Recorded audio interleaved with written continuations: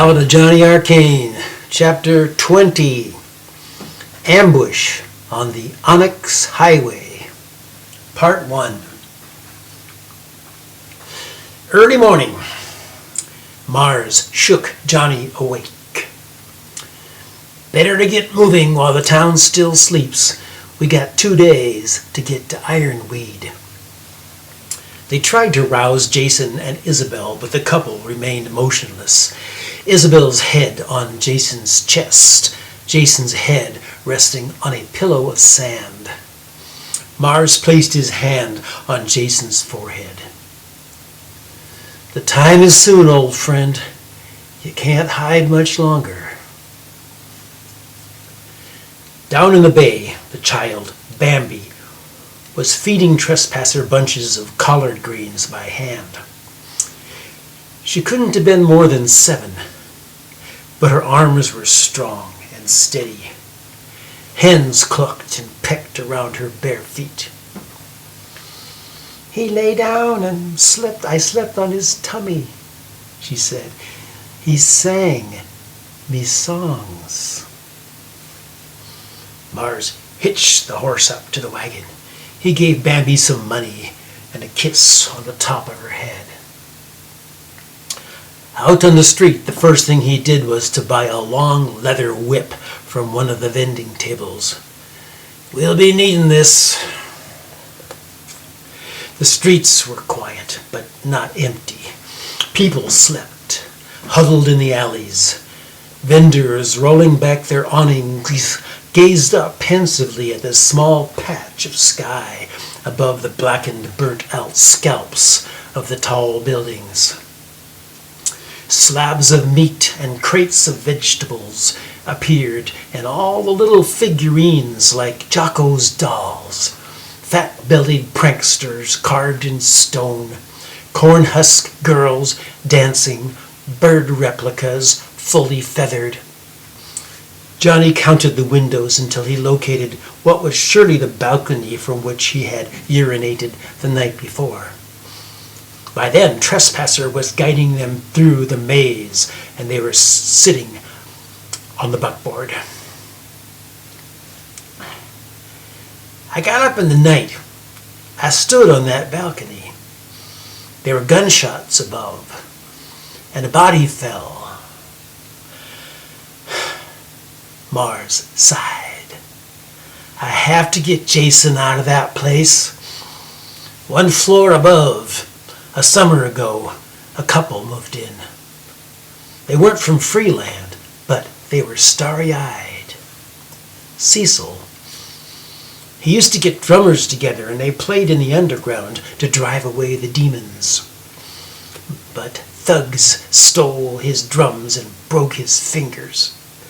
They went back in the room and they never came out. Bambi brings them their needs. The 8th floor is as high as she will go. Above that, just gets crazier and crazier. People who don't even look like people. Near the top, people who eat people. Johnny remembered something. I saw a carcass in the meat market yesterday that looked a lot like a person. Oh, that was just a hominid. You know it wasn't a person if you saw it with its skin on. Hiya, get down! A gang of unruly boys had jumped onto the sideboard, laughing and taunting. Mars cracked the whip and picked them off one by one. A few pulled themselves from the dirt and ran after the wagon. Get up there, you dirty barnacles! Further in, it got bleaker. No more tall buildings, only the rubble of their collapse, and no more commerce. No more of the cries of the vendors or the greasy aroma of fried meat. Only a few workshops where old men banged on metal objects and skinny women hung out strips of cloth to dry. But occasionally there were gardens, squared-off plots where green things were growing out of the hard-packed earth. Tall, tasseled stalks of corn, and young squash just putting out blossoms, and centuries of scruffy marigolds between the rows of beans and peas. The people tending these gardens were mostly young, and their clothing more colorful than the others. When the wagon passed, they did not avert their eyes, but stared open, curious, wondering.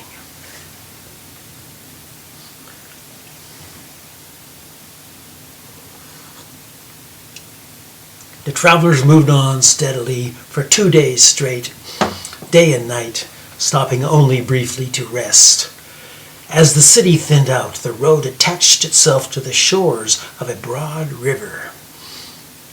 Johnny asked if the river had a name. They call it the Separation. The land on the other side has been given over to fire. Indeed, on the other side, Johnny could see nothing but a scarred and rubbled desolation. He recalled the burnt-out summit over which he had crossed out of the known world. The near shore was cluttered with shanties, some built on shaky stilts directly over the water, connected by rickety catwalks with no railings.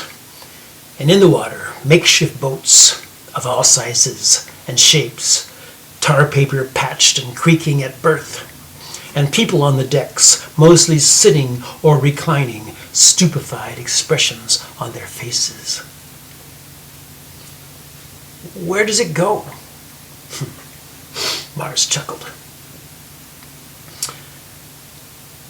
Takes a westward bend past Angel's Gate.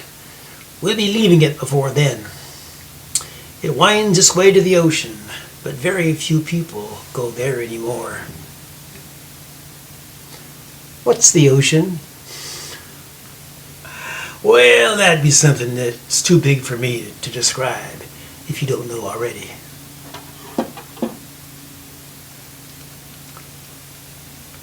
Johnny fell into thought. He thought of the picture of the waterfall cascading out of the cave, the river only entering the known world. He wondered if the Separation and the only were the same river. One water passing through both the unknown and the known worlds. But he said nothing. Nightfall. They spent a little time in a riverside roadhouse where the main attraction was a fight pitted between a possum and a skunk. Each creature chained, the possum spitting, the skunk reeking. The food was terrible. Mars speculated that they were eating the loser of the previous battle, and he hoped it was the possum. A skirmish with knives broke out, and they escaped out the back door and into the night.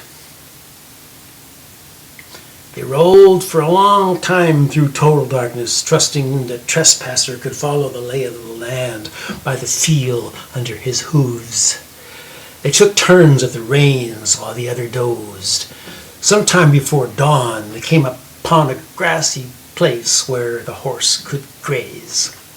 They stopped there, chalked the wheels, took the bit out of the tired beast's mouth.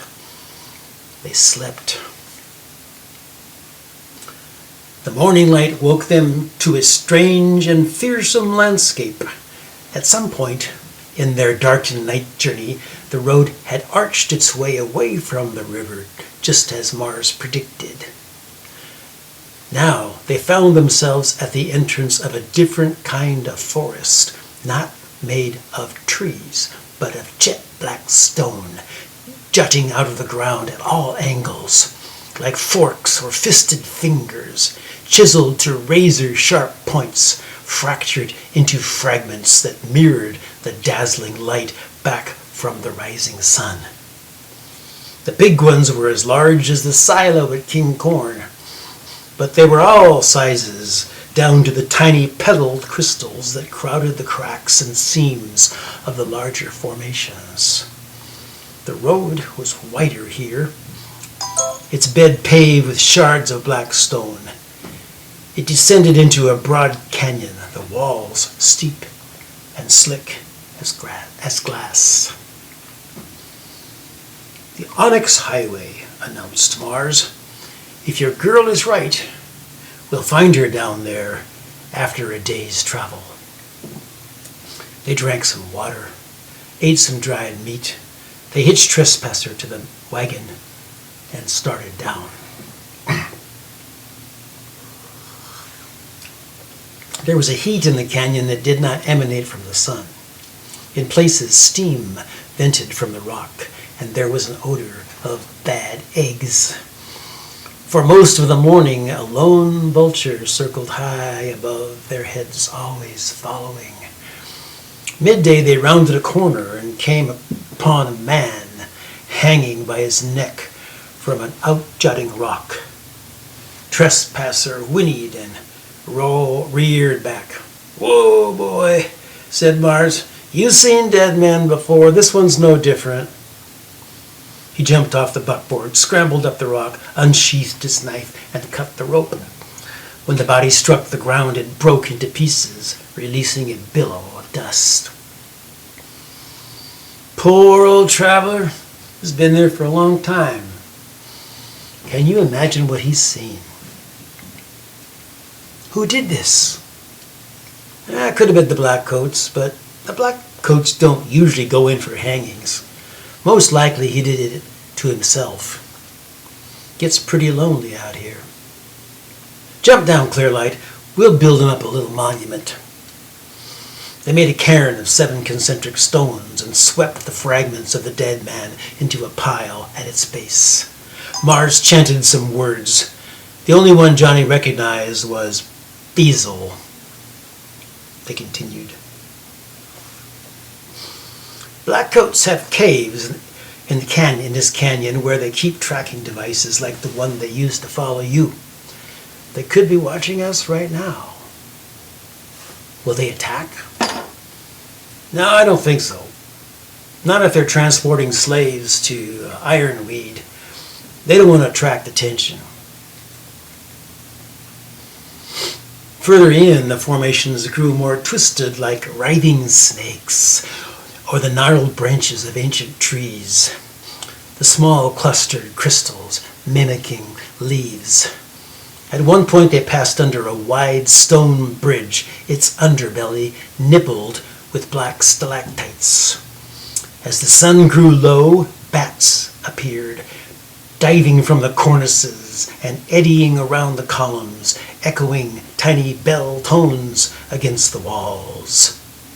Far below, at the road's vortex, Johnny saw an opening and a glimpse of a flat plain. "That's the Ironweed Prairie," Mars told him. "Look above you. See that ledge? We'll spend the night there. We'll be able to see them coming in the morning. The Blackcoats won't march after dark. Too easy for the captives to escape." In a short time they reached the bluff, following a steep side road through a narrow fissure in the rock. The view was sweeping. Every detail of the canyon was etched out before them, all the stone-hewn chasms and the hairpins of the highway, and even the distant speck of the lone vulture still circling.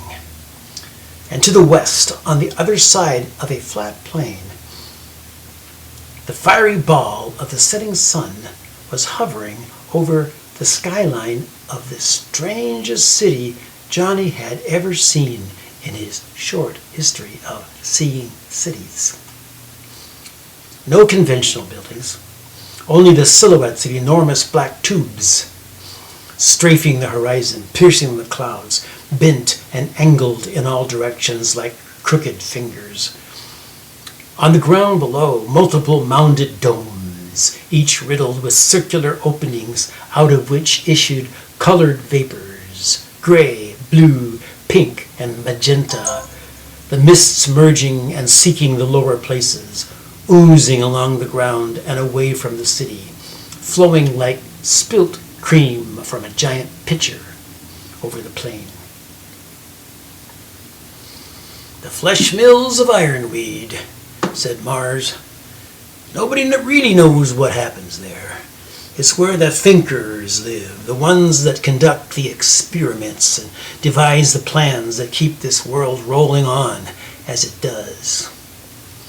We have to get some rest now. We can't destroy that place, but the work we do tomorrow will be a gesture. We may save some lives. He gave Johnny a piercing look. One in particular. There was nothing to eat but dried kale and a little bit of cat meat. Trespasser had to eat dried kale also, as there was no grass to graze. Their supply of water was running low. Mars measured it out in mugs and a bucketful for the horse. But after they ate, he sat on the buckboard and fired up some of the illumination as the sun dropped beneath the strange skyline of Ironweed. You ought to smoke this, Clearlight. It'll give you courage. Johnny shook his head. I have the courage. Indeed, he did feel something like courage racing through his blood, but it was blended with many other substances. He felt a bit like he was waking from a dream. From the moment he first crossed the border and tried to give his bread to the child in the street, each taste of cruelty and violence and sorrow and death had driven him even ever deeper into a place of numbness, conspiring to steel him against the next shock. He remembered what Mars told Trespasser. You've seen dead men before. This one is no different. It was like that. Now he found himself on the precipice of decisive action. No more was he a mere spectator. He would participate in the horrors. The worst thing that could happen could happen. His blood rose to the surface of his skin. Every hair on his head, his arms, his legs stood upright. His man-thing was engorged, and his nipples tingled, his legs restless. Suddenly, a rumble rose from below. The wagon staves were rocking and creaking. The whole wagon dipped, swayed, and rattled as if rolling down a gravelly road. Small rocks began to break loose and tumble down the cliff, and from across the canyon came a shuddering moan as streams of dirt and stone rip down the slopes. "Earthquake!" cried Mars. "Holy Mother of Bezel, don't let it take us!" Inside the wagon, pots and pans were crashing, and some of the tools hanging from the sideboards clattered to the ground. Trespasser pawed and stamped and neighed, and then one quick sideways jolt knocked the horse over onto his side. It also threw Johnny off the buckboard into the hard-packed earth. But then it was over. Only the creaking wagon wheels relaxing into silence and the snorting of the horse as he tried to upright himself. Mars reached out with shaky hands and helped Johnny back up. "I thought we were going to die, Clearlight. I thought that was going to be the big one." "Why does that happen?" "Oh, Clearlight, Clearlight, it's the power under the ground. It's the Mother of Bezel herself. She sleeps beneath the mountains, but we have disturbed her. It's a race against time. If she wakes completely, she will throw off the mountains like bedsheets, and we will all be destroyed. Then the young flower of love could sprout anew, but we will not be there, nor our children." "Oh, Jimmy Clearlight, do you still have that book? The book of poems? I'm so in need of poetry right now." Johnny found the book in the wagon under the rubble. A falling knife had made a gash across the front cover. "What do you want to hear?" Anything, just poetry." Johnny thumbed his through the pages until a short verse caught his eye. He did not hesitate. He read. I will arise and go now, and go to Innisfree, and a small cabin build there of clay and wattles made. 9 bean rows will I have there, a hive for the honey bee, and live alone in the bee-loud glade. And I shall have some peace there, for peace comes dropping slow, dropping from the vales of the morning to where the cricket sings.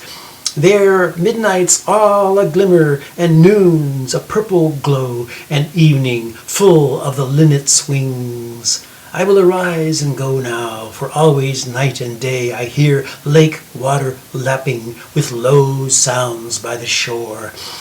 While I stand on the roadway or on the pavements gray, I hear it in the deep heart's core. In the silence, a breeze ruffled the canvas, and Trespasser sighed, as if he too had been listening. Mars had his face buried in his hands. When he looked up, his eyes were blurred with tears. "Give me," he said. Johnny handed him the book. He stared at the words for a long time, breathing heavily. Then he lifted the book up as if he were handing it to the sky. "I will arise," he began, his voice rich and vibrant.